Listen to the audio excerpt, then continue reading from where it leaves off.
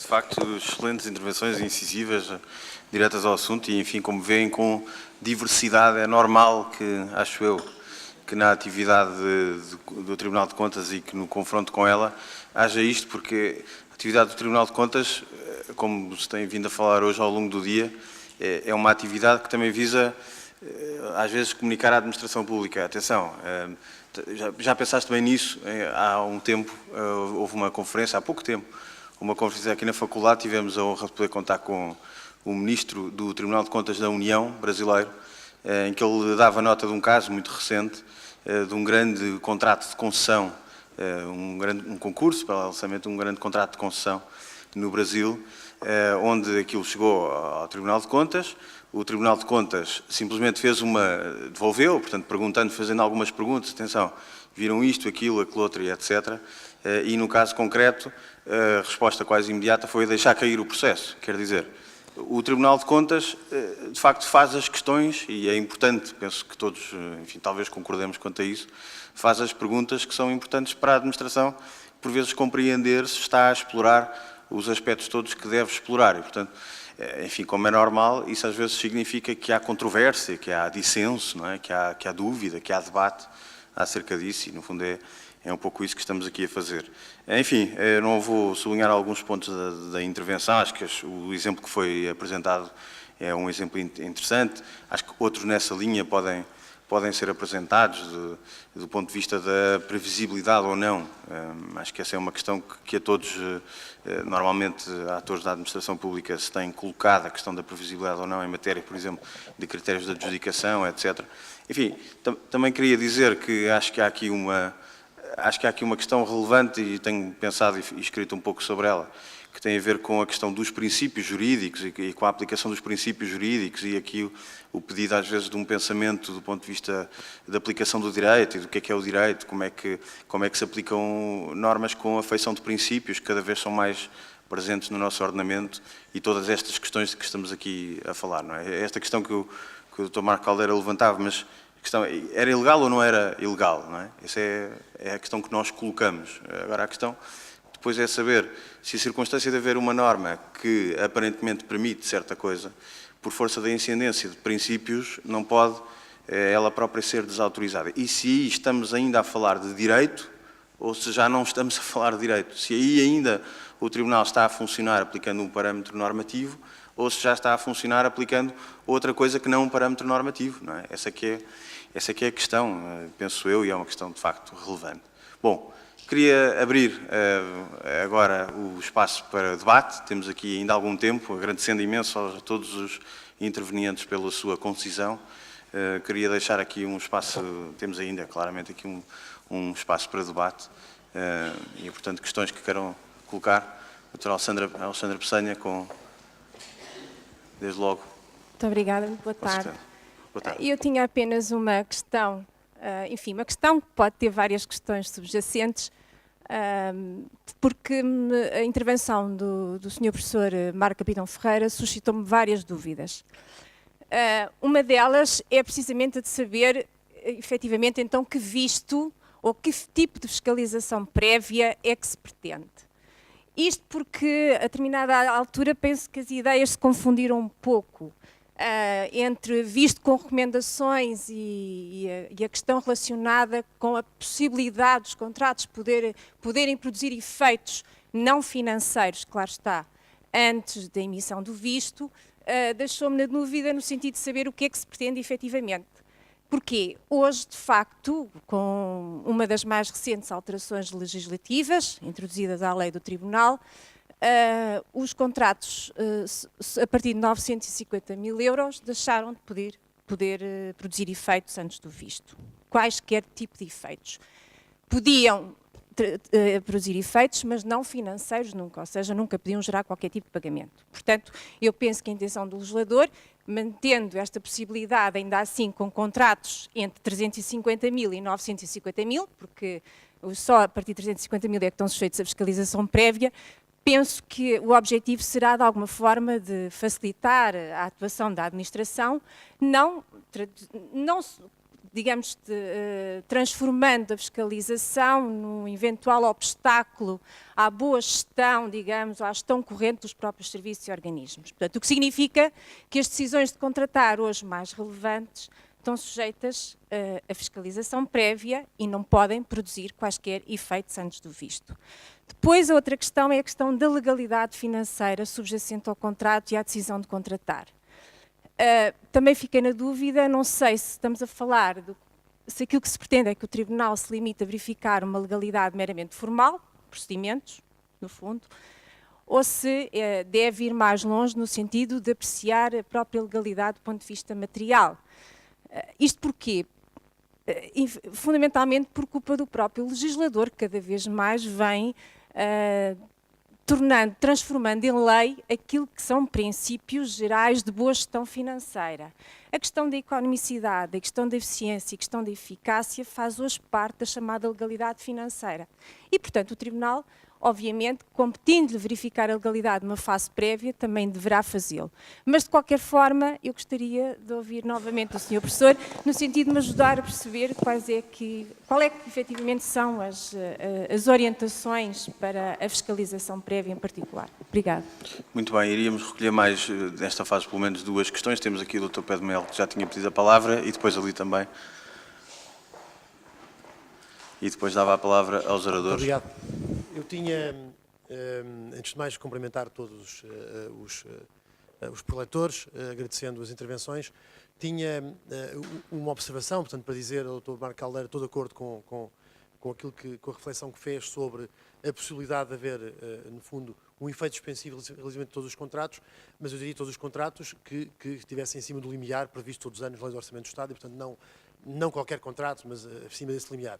Depois tinha três questões para a Sra. Conselheira Helena Abreu Lopes, que conhece há muito tempo destas conferências e dos acórdãos que tem vindo a preferir ao longo dos anos, e, portanto, é das pessoas que mais sabe sobre esta matéria. E são três questões, se me permite, mas são todas elas muito rápidas de colocar e espero também de responder. A primeira, a última vez que eu estudei, os países que têm fiscalização prévia, portanto, têm tribunais de contas com fiscalização prévia, não tribunais de contas que existem na maior parte dos países da União Europeia, fiquei com, enfim, isto já tem alguns anos, haveriam apenas 8 países que tinham tribunais de contas com fiscalização prévia. Queria saber se, entretanto, este quadro já evoluiu e, portanto, se já é uma maioria dos países que têm este tipo de fiscalização ou se é ainda uma minoria. Em segundo lugar, gostava de saber que opinião é que tem sobre a natureza do visto. A velha questão de saber se tem natureza jurisdicional ou se tem natureza administrativa, com as consequências de uma coisa ou de outra, porque se tiver natureza jurisdicional, forma então caso julgado, impedindo, portanto, que outros tribunais pronunciem sobre matérias sobre as quais o Tribunal de Contas já se tenha pronunciado.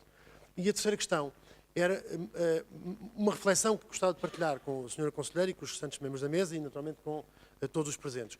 No fundo é isto. O visto hoje, mantendo-se a lógica do visto prévio, surge a jusante. Portanto, no final de todo o procedimento, surge o Tribunal de Contas para controlar a legalidade, aqui nesta seção ampla, que eu estou de acordo. A legalidade é tudo, e, aliás, a própria lei distingue e, portanto, diferencia entre a legalidade e a verificação do documento orçamental, dizendo que são as duas coisas que o Tribunal de Contas tem a possibilidade de controlar. Portanto, estou de acordo com isso. É a legalidade financeira ou administrativa. O que queria saber é se, mantendo-se a lógica de visto prévio, ele não deveria surgir a montante, ou seja, a entidade adjudicante prepara tudo e, depois de preparar tudo, envia as peças do procedimento, os critérios de adjudicação, naturalmente, o preço base, o modelo que escolheu e pede, então, a opinião ao Tribunal de Contas sobre essa matéria, porque assim evitavam surpresas afinal. Ou seja, em vez de estar a conduzir todo o procedimento e se chegar até a celebrar o contrato e, no fim, enviar para visto prévio e ter, por exemplo, porventura, uma recusa de visto, como muitas vezes sucede, no fundo pedia-se a opinião ou a posição do Tribunal de Contas sobre essa matéria a montante, evitando-se, como digo, surpresas. E depois o Tribunal de Contas teria a intervenção em sede de fiscalização concomitante ou sucessiva. Muito obrigado, era isto.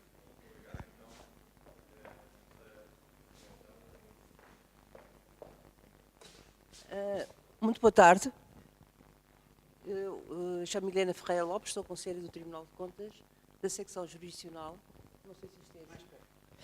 E gostaria de perguntar ao Dr. Marco Caldeira, pareceu-me a mim que o seu professor disse que o Tribunal de Contas, em determinadas matérias, não aplica a lei, não aplica a lei tal qual ela se apresenta, mas como que se substitui ao legislador e aplica os seus próprios conceitos, às vezes mesmo quando a lei é muito clara relativamente ao seu sentido e fim. Eu gostava de saber se isso é ou não verdade, e se é verdade, qual é a proposta que tem para que isto não aconteça, já que os juízes são, e não há nenhuma jurisdição, não há nenhum tribunal para onde se possa recorrer. Muito bem, agradeço, acho que ficou clara a questão. Não estou a dizer que sim nem que não. Já agora que tinha sido constituído ali um direito à intervenção, que acabou por ser expropriado, mas bem, não, nada a dizer. Portanto, quarta questão. Muito obrigado. Uma questão muito sintética. Com acolhimento na Lei de Execução Orçamental destes princípios da boa gestão financeira, da economicidade, da eficiência, da eficácia, passaram a ser princípios que são aferidos a quando da legalidade pelo Tribunal de Contas. O que eu gostava de saber era como é que se compatibiliza esta aferição da legalidade com o princípio da autonomia local. Porque há muitos anos, nesta casa, aprendia-se que a tutela sobre a autonomia local não era a tutela do mérito, era apenas a tutela do cumprimento da legalidade. Neste momento, a legalidade vai mais longe, digamos, a bitola legal, porque acolheu estes princípios no ordenamento jurídico da eficácia, da eficiência e da economicidade, e, portanto, parece haver aqui alguma limitação à autonomia. Eu ensino administração local e costumo dizer aos alunos que não há tutela do mérito sobre as escolhas públicas, sobre as opções, ao nível da autonomia local, mas obviamente há estes três princípios, os 3 ou 4 ou 5 E's, se incluirmos também a ética, com a economicidade, com a eficiência e com a eficácia, e portanto gostava de saber como é que se compatibilizava de facto, porque agora é a legalidade que obriga, que é mais restrita porventura, e também restringe um princípio fundamental também, que é o princípio da autonomia local. Muito obrigado. Muito bem, agradecendo as questões, dava a palavra pela ordem das intervenções. Agora vamos ter que limitar, pelo menos por agora, depois logo se verá se será possível mais, mas então passando a palavra à conselheira Helena Abreu Lopes, para enfim, colocar, no fundo, cada um dos oradores terá a faculdade de responder àquilo que entender que lhe fosse dirigido ou que tivesse interesse. Muito obrigada. Eu podia ficar aqui muito tempo a responder a todas as observações que foram feitas de forma muito interessante, muito pertinente, muito desafiante, quer a mim, quer ao tribunal que represento. Vou tentar focar naquelas que me pareceram mais candentes, mais duvidosas, mais relevantes.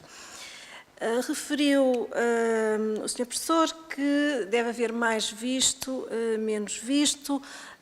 Houve uma pergunta sobre quantas instituições superiores de controle financeiro têm competência de fiscalização prévia.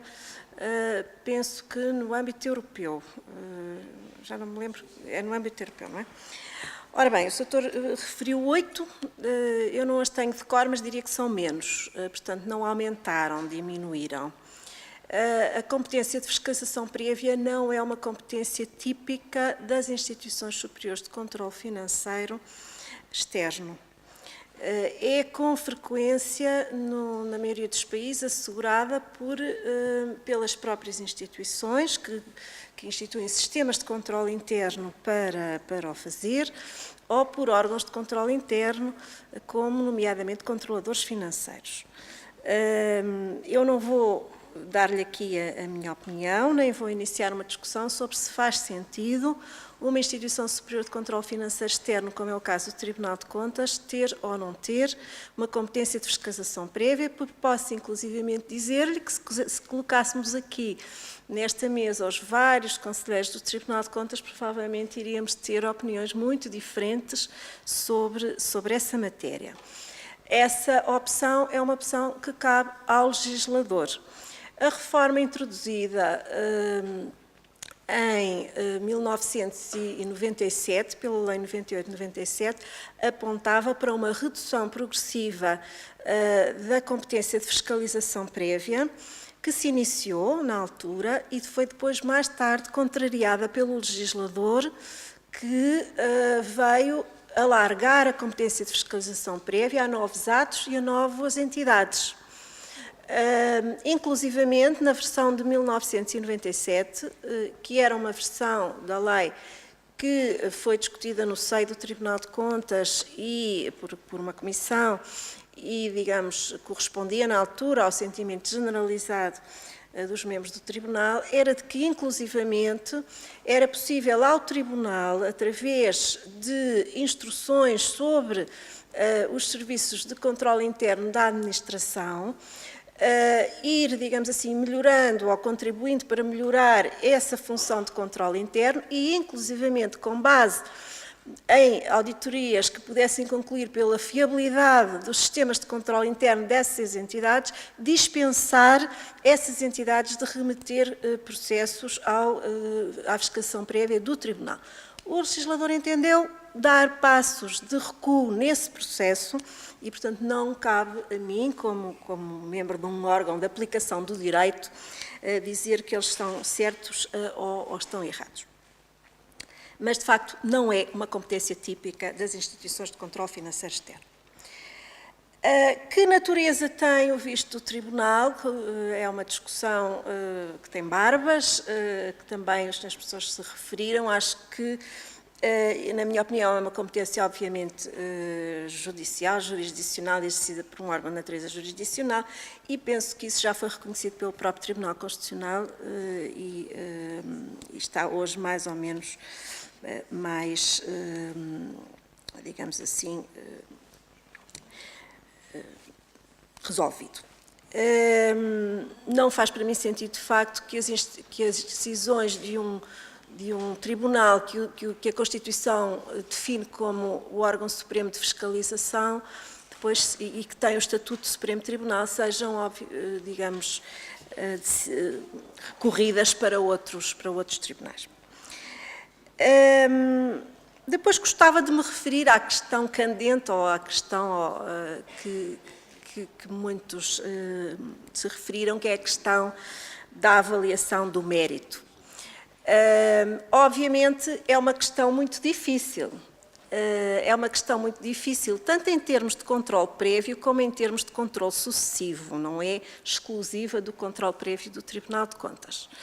Agora, o que nós não podemos é querer ter uma instituição de controle financeiro que não seja um fiscalizador de meras formalidades e que seja também um fiscalizador da qualidade da despesa pública e depois não compreendamos que isso implica encontrarmos o sítio certo onde colocarmos a fronteira. Em sede de controle prévio do Tribunal, fiscalização prévia, que é uma fiscalização de legalidade, não é uma fiscalização de mérito, é uma fiscalização de legalidade, a dificuldade resulta, obviamente, da lei quando diz que nenhuma despesa é legal, nem pode ser feita se não obedecer aos princípios da eficiência, da economia e da eficácia. Isto cria um problema imenso ao Tribunal, que é saber, de facto, aplicar isto com um grau de razoabilidade razoável. Obviamente que o Tribunal, penso eu, em sede de controle prévio, tem tido imenso cuidado com este aspecto. Agora, não pode fugir a algumas situações em que a própria lei apela a que isso seja feito. Quando a lei diz que os grandes investimentos públicos não podem ser feitos sem que se faça um juízo sobre a sua economia, a eficiência e eficácia e a sua utilidade para os destinatários, os cidadãos, os utilizadores, obviamente que o Tribunal não pode ignorar que esse requisito existe. Agora, poderá, eventualmente, exigir que esse juízo seja feito. E, portanto, é necessário que se demonstre num processo que esse juízo foi feito, que essa análise existe. E, obviamente, se vai pedir que lhe demonstrem que essa análise foi feita, não lhe restará outra hipótese se não olhar para essa análise para ver se ela é credível. Quando o legislador pede que, em sede de visto prévio, o Tribunal se pronuncie sobre os atos de criação de uma empresa local e se pronuncie designadamente sobre os estudos de viabilidade económica ou financeira dessa empresa, não lhe restará outra hipótese senão olhar para esses estudos para ver se, ponto 1, existem, ponto 2, se eles merecem credibilidade e têm alguma aderência à realidade. E aqui entro na questão da autonomia local. De facto, o legislador quer que o Tribunal se pronuncie sobre alguns destes aspectos. Agora, o Tribunal, e aqui, tanto em sede de fiscalização prévia como em sede de fiscalização sucessiva, terá sempre de ter o cuidado, como aliás acontece em todas as outras instituições superiores de controle financeiro externo no mundo, terá sempre o cuidado de se ficar por critérios de natureza técnica e de não entrar em critérios de natureza política. Obviamente há decisões que só cabem aos políticos, mas nós temos que saber distinguir entre analisar se uma decisão é boa do ponto de vista devia ser esta ou devia ser aquela, ou analisarmos se esta decisão que foi tomada e que cabe ao político tomar está devidamente justificada e sustentada, de forma a podermos concluir que ela corresponde às exigências e aos princípios que lhe são aplicáveis. O mesmo se diga em relação ao exercício do poder discricionário. O exercício do poder discricionário corresponde a uma liberdade de opção por parte do administrador, mas essa liberdade está balizada por regras que exigem, nomeadamente, a justificação dessa opção em termos de porque é que é esta e porque é que não é aquela. E, portanto, há de facto que encontrar uma fronteira, e é uma fronteira que todas as instituições superiores de controle financeiro no mundo têm dificuldade em encontrar, mas têm, de facto,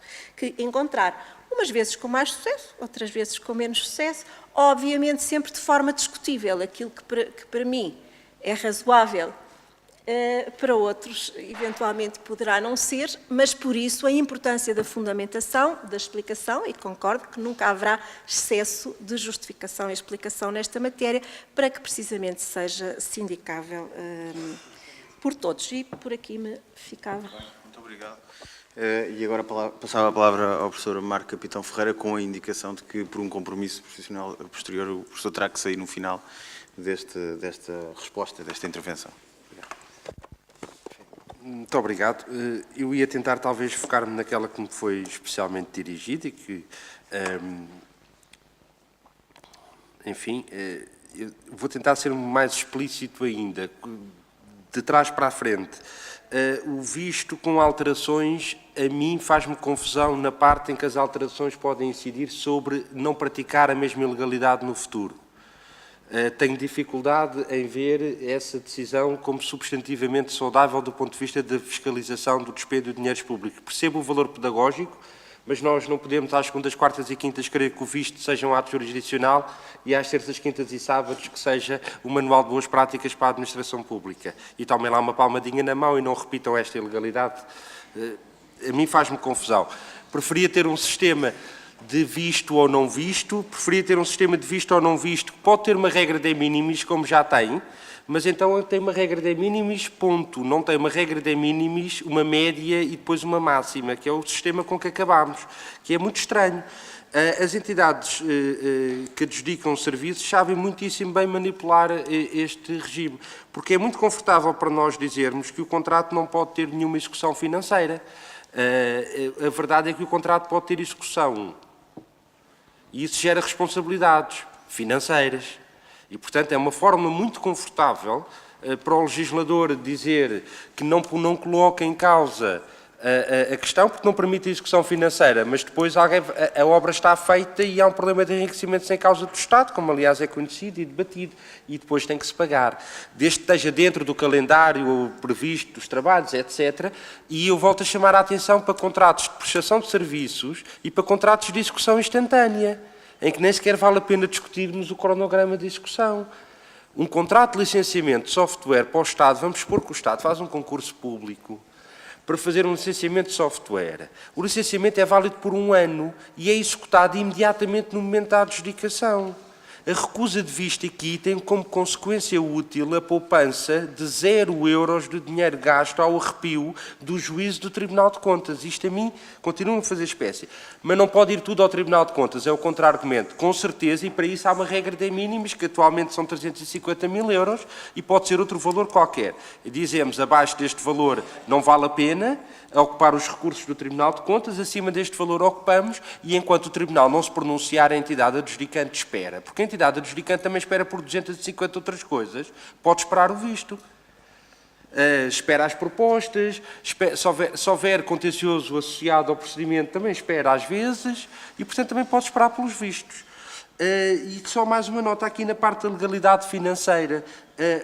Não é, eu vou-me louvar nas palavras que acabaram de ser ditas, não é culpa do Tribunal que a legalidade financeira inclua coisas como economia, eficiência e eficácia, para não falar de outras, talvez até mais complicadas, como por exemplo a equidade intergeracional, que vá lá ao Tribunal dizer o que é razoável ou desrazoável em matéria de equidade intergeracional.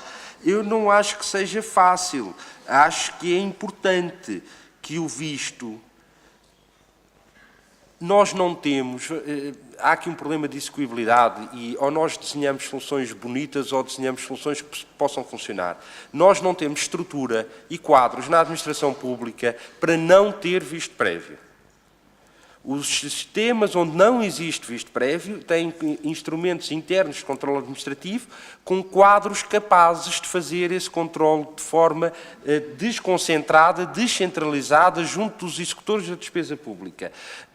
Eu posso estar aqui a perder, posso ter perdido 850 mil pessoas capazes de fazer esse trabalho, mas se calhar não há 850 mil pessoas capazes de fazer esse trabalho. E, portanto, enquanto nós não tivermos isso, talvez seja melhor manter o sistema de visto prévio. A parte mais vista é mais duro. E eu preferia não ter o visto com alterações na modalidade daquele existe atualmente, porque acho que fere a natureza jurisdicional do visto. Muito simplesmente é isto. Muito obrigado. Muito obrigado. Muito obrigado. Passava então a palavra para responder às questões ao Dr. Marco Caldeira.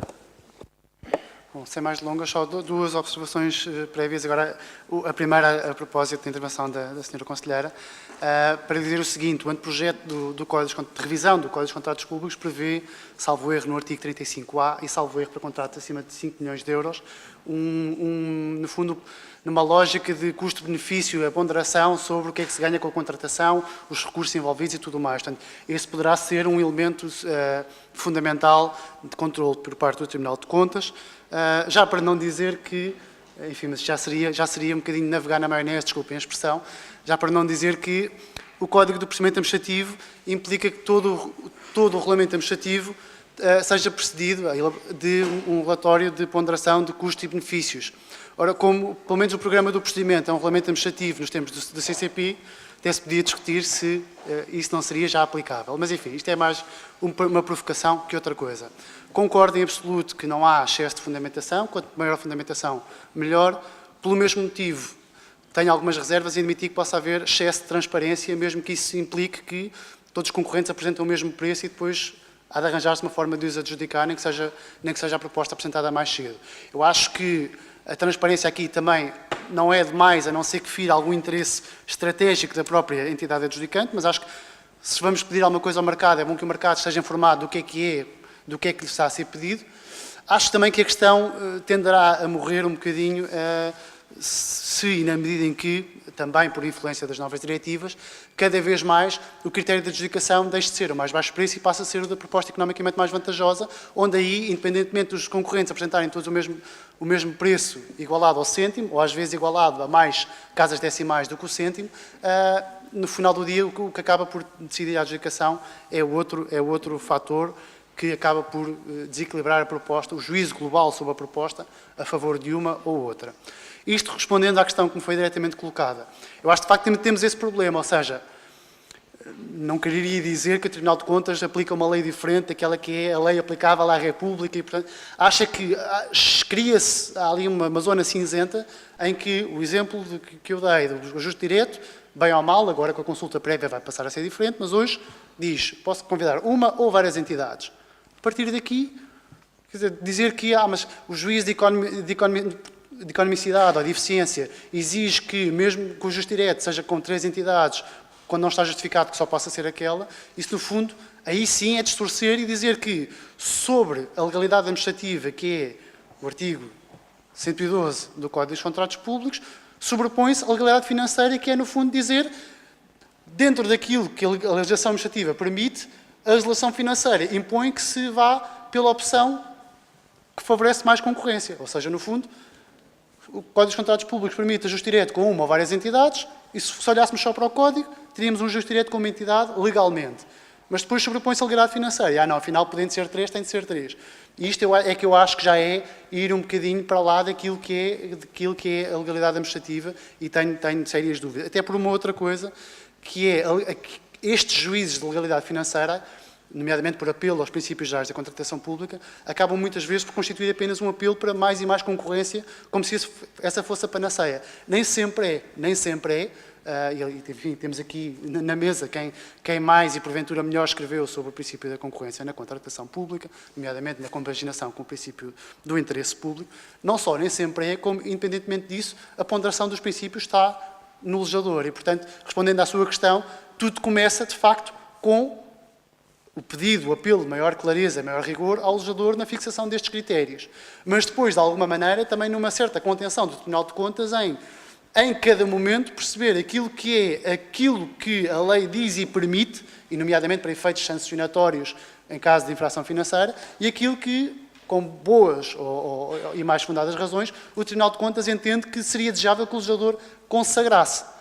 E aí, por isso é que eu acho que aqui o papel pode ser importante, nomeadamente, ouvimos há pouco o Sr. Secretário de Estado dizer que o Tribunal de Contas foi uma entidade relevante ao apresentar contributos na discussão para a revisão do Código dos Contratos Públicos. Excelente, e acho que é um papel que o Tribunal de Contas, como o IPIC, como outras entidades com responsabilidades na matéria, devem ter em permanência, esteja ou não o Código dos Contratos Públicos em revisão. Sempre a ideia de isto não está a funcionar bem, ou isto até pode estar a funcionar bem, mas é por acaso, porque o regime está torto desde o início, mais vale emendá-lo. Acho que é um papel propedêutico que o Tribunal de Contas pode ter. Agora, em concreto, quando avalia a legalidade de uma determinada decisão de contratar, de umas determinadas peças de procedimento, de uma determinada decisão de adjudicação, acho que, na ausência de critérios legais, o Tribunal de Contas deve ter alguma contenção naquilo que é a economicidade e a eficiência da despesa, sob pena de estarmos, como sugeriu o professor Marco Capitão Ferreira, a pôr o Tribunal de Contas na posição de entidade adjudicante, a dizer, eu, se fosse a contratar, como é que eu teria feito? Isso é que me parece que é indesejável. Muito obrigado. Muito bem. Eu agradeço imenso aos oradores, quer as suas intervenções, quer as respostas agora às questões. Para preservar o painel subsequente e sabendo que havia ainda pessoas com interesse em colocar questões, vou dar por encerrado este painel. O que é que eu tenho a essas pessoas que infelizmente não vão poder colocar questões, o que é que eu tenho para oferecer em troca?